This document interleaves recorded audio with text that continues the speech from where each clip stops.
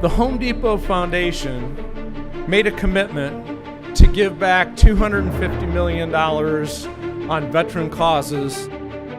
We are doubling down on that commitment, and we will commit another $250 million, bringing our total to $500 million by 2025.